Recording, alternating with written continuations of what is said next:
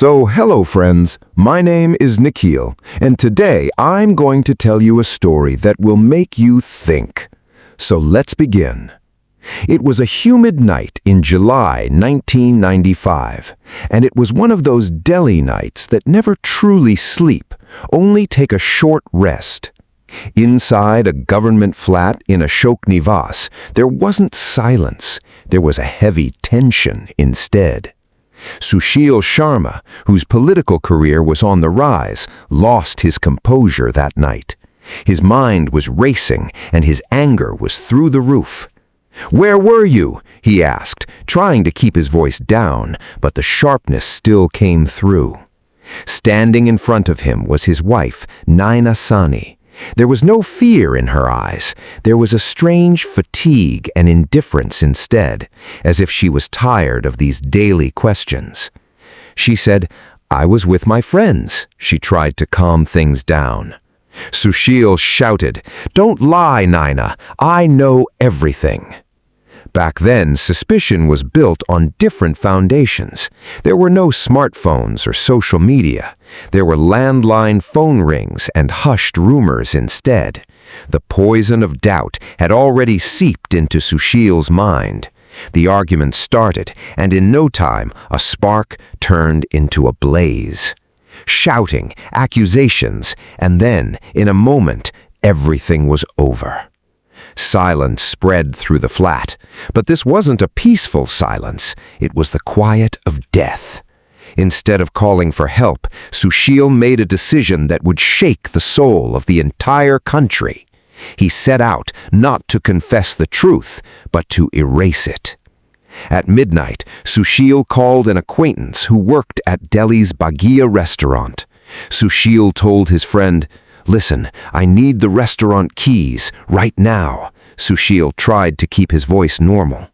Then his friend said, "Right now? The shop's already closed." The man was surprised, but Sushil said, "Just open it. Do what I'm telling you." When Sushil reached the restaurant late at night, he had a heavy sack with him. The restaurant lay deserted.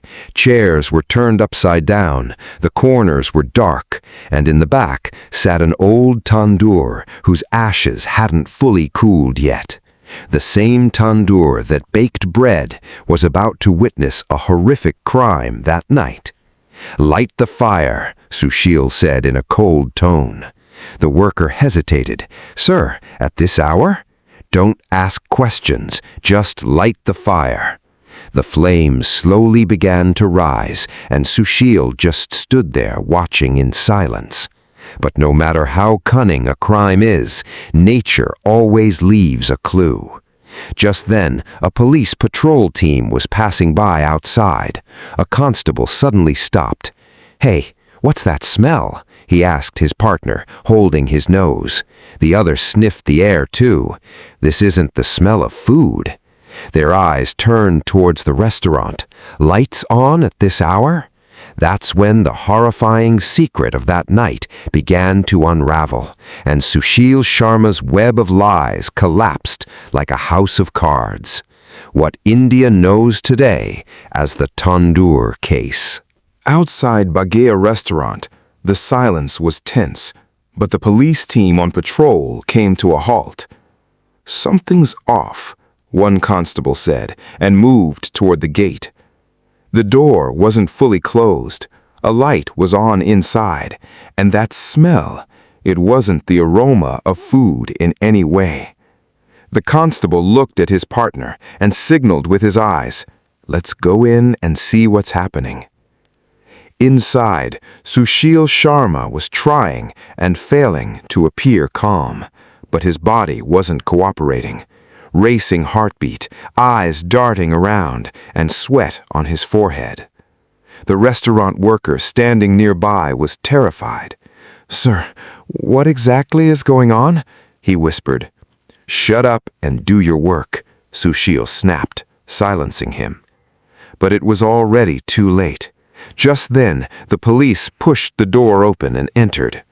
"Delhi police, what's going on here?" Silence fell. Sushil gathered his courage and stepped forward with a fake smile on his face. "Oh, officer, nothing. Just some kitchen work going on." The policeman looked him up and down suspiciously. "At this hour? And what's that smell? What are you cooking?" Sushil had no solid answer. Sir, just some leftovers from yesterday." No one bought that answer. The police's eyes shifted toward the back of the restaurant, where the tandoor flames were burning much brighter than necessary. One constable said in a stern voice, "Open it." The worker's legs began to shake. "Sir, I said open it." Now the police's tone had changed. Sushil tried to intervene. "Look, there's no need for this, I'm telling you." "Step back," the officer shot back firmly. This wasn't a request anymore, it was an order. As soon as the tandoor was inspected, the atmosphere completely changed. For a few moments, even the policemen were stunned. Their silence said it all. There was no food cooking in there. There was something there that would make your soul shudder. The officer quickly turned toward Sushil. "Who are you?" Sushil still tried to throw his weight around. "I told you I'm just a customer." "Stop the games," the officer scolded him. The policeman told his partner, "Radio a message, call for backup." The situation was slipping out of control. The restaurant was surrounded from all sides. Now, Sushil Sharma was no longer some ordinary person giving explanations. He had become the prime accused in a heinous crime. The barrage of police questions began. "Why are you here at this hour? And who gave you the key? What were you doing inside?" Sushil's answers started to falter. There were contradictions in everything he said. Meanwhile, the frightened worker finally spoke up. "Sir, he called me, said it was very urgent work. I don't know anything, sir." This statement shattered whatever hope Sushil had left. Now the police had a witness. Sushil realized the net had tightened. And then he made another decision. No apology, no explanation, just a chance to run. "Get him!" a constable shouted, but Sushil lunged toward the door with lightning speed and vanished into Delhi's dark alleys. Now, this was no longer just an investigation into a suspicious case. It had become a major challenge for the entire country's police. One question echoed everywhere. Who was the person burning in the tandoor? As the legal proceedings moved forward, one name kept coming up again and again: Naina Sahni. And the moment that link connected to Sushil Sharma, the explosion of this tandoor case shook all of India. By morning, the news of Bagheera restaurant had reached not just the police, but senior officials as well. The area was sealed off, and forensic teams were busy searching for clues. Only one question was running through everyone's mind. Who was that unfortunate person after all? At the same time, activity picked up in another part of Delhi. A report came in about a missing woman who hadn't been seen since last night. Her name was Naina Sahni. The moment the police heard that name, the officers' ears perked up. Wait, Naina Sahni? Is this the same one who's married to that politician? The other officer nodded. Yes, Sushil Sharma. Silence fell over the room. Now the investigation had begun. Meanwhile, the probe at the restaurant was still underway. An officer shouted, "Call his house, now!" When the police reached Sushil's home, silence hung in the air. A lock hung on the door outside. A crowd of neighbors had started to gather, and murmurs began. "What happened, brother? Why is there so much police here?" "Heard some big case happened. The police came early in the morning." The officer knocked on the door, but there was no answer from inside. Eventually, the door was broken down. The scene inside wasn't normal. There were signs of a scuffle in the house. Furniture was out of place. Belongings were scattered around. It didn't look like a robbery. It looked like a terrible argument had taken place here. "Something very wrong happened here," a constable said while inspecting the room. "But where is Naina?" the other asked. Every corner of the house was searched, but there was no trace of Naina anywhere. By now, enough evidence had been found to turn the police suspicion into certainty. The story so far was clear. Naina Sahni was missing. Her husband, Sushil Sharma, had been caught under suspicious circumstances. What was he doing in a closed restaurant at midnight? And most importantly, his failed attempt to destroy the evidence. "This is no coincidence," the senior officer said, closing the file. By afternoon, the case had been registered. Now, it wasn't just suspicion, it was a murder case. The news spread like wildfire in the media. A crowd of reporters gathered outside the police station. Is it true that a big politician is involved? Who was murdered? Is the accused on the run? Inside, the police team was doing its work. One officer said, "Trace his phone calls. Bus stands, railway stations, set up blockades everywhere. He must not leave the city." Sushil Sharma was now a fugitive. Police pressure was mounting, and Sushil was running to save his life. But running isn't as easy as it seems. He left a clue at every step, every call, a trace. A few days passed, the police net was tightening, and then a major breakthrough. "Sir, we've got a lead." A constable came into the room panting. "Where is he?" "He's been spotted outside Delhi." Without wasting time, a team was dispatched. After several days of hide and seek, Sushil Sharma was finally caught by the police. When he was brought in, he was completely broken. No arrogance, no attitude, just a deep silence. An officer sat down in front of him and said to him, "Sunil, the game is over. Spit out the truth now. What happened that night?" At first, he stayed silent, just staring at the table. Then, slowly, he opened his mouth. What he revealed left the entire country stunned. It was a story of uncontrollable rage, of suspicion, and of a decision that turned everything to ashes. The interrogation room was completely silent. There was only a table and 2 chairs. Sitting across was Sushil Sharma. He was no longer the powerful politician people saw at rallies, but a helpless man trapped in the web of his own deeds. "Tell it from the beginning," the officer said in a calm tone. Sushil took a deep breath. There was silence for several seconds. Then he finally began to speak about what had happened between him and Naina Sahni. For days there had been tension at home, arguments, fights, and that wall of suspicion that had blurred everything. Sushil suspected that Naina was talking to someone else. "I asked her directly." Sushil's voice was slow and heavy. "But she didn't give me the answer I wanted to hear," Sushil said. The officers listened to him intently. One of them cut in and said, "One answer doesn't give you the right to lose control." Sushil lowered his eyes. "I know." That night, the argument escalated beyond limits. The shouts, the accusations, and the bitterness got so heated that in one insane moment of rage, everything was over. Sushil paused. His hands were trembling slightly. "I didn't intend for it. It all just happened suddenly," he tried to justify. But what happened after that wasn't sudden. It was a series of cold, calculated decisions, one after another. Instead of calling for help, instead of informing the police, Sushil chose the path of burying the truth. "I panicked," he admitted. "I didn't understand what to do." Just then, an officer leaned toward him and said, "You knew exactly what you were doing. That's why you went to that restaurant." Sushil had no answer.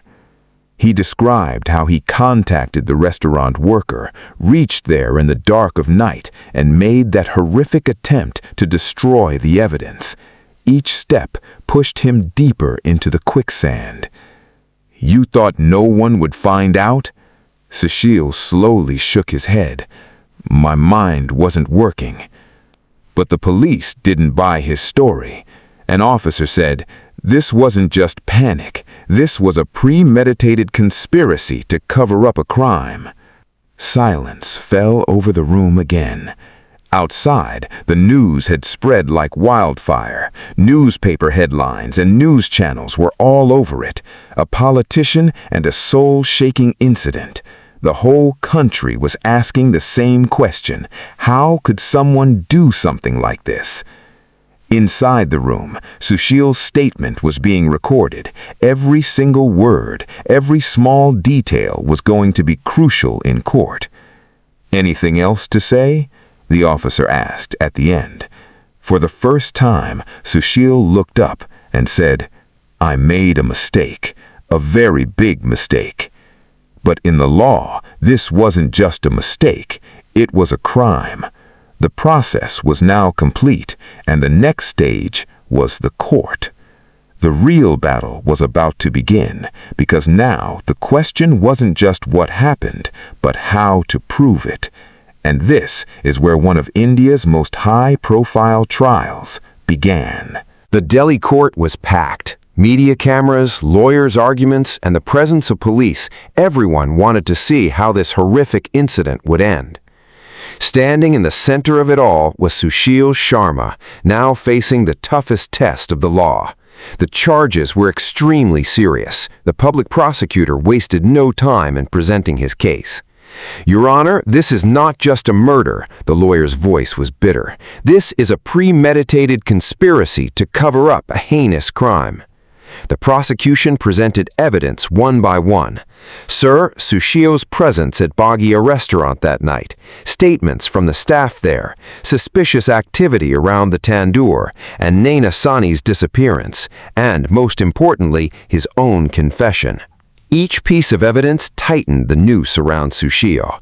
The defense lawyer tried to hold the front. This wasn't premeditated, the defense counsel argued. This was the result of an uncontrollable moment of rage, not a cold-blooded murder. They put all their emphasis on state of mind. They tried to prove that this wasn't a deep conspiracy, but a human error of losing control. But the public prosecutor countered, saying, even if it wasn't a premeditated conspiracy, what was done afterwards to destroy evidence and mislead the investigation clearly reflects the accused's cold-blooded mindset. The courtroom was completely silent. Every argument, every witness, and every detail was being heard intently. When the restaurant employee was called to testify, he said in a trembling voice, "Sir, I called him, so I opened the gate. How was I supposed to know his intentions were so horrifying?" One by one, police officers also gave their testimony. They described the situation that night, Sushil's strange behavior, and laid out the full account of that horrifying scene before the court. Days passed, and the case became crystal clear. This wasn't just about a single moment, but the story of every step taken after that night. After long arguments and witnesses, the moment finally arrived when the court was about to deliver its verdict. The room was so quiet that people's breathing could be heard clearly. The judge looked at the files, then turned his gaze toward Sushil Sharma. Based on all the evidence and witnesses presented, a pause. This court finds the accused guilty. Those words hit like a stone. Silence spread through the entire room. Then, slowly, whispers began. Sushil Sharma was sentenced to life imprisonment, a powerful politician who had now become a convict in one of India's biggest crimes. As soon as the news broke outside, it spread like wildfire. News channels and newspaper headlines were filled with just this name. For years, people kept talking about this case. It became an example of how anger, suspicion, and one wrong decision can turn everything to ashes. In the end, one thing became clear. No matter how influential a person may be, the truth eventually corners them. And those who try to run from the law eventually brings them right back to where they started running from. And this story is based on a true incident, and today the whole world remembers this story as the Tandoor case. If you like the story, please like and subscribe to hear more stories like this.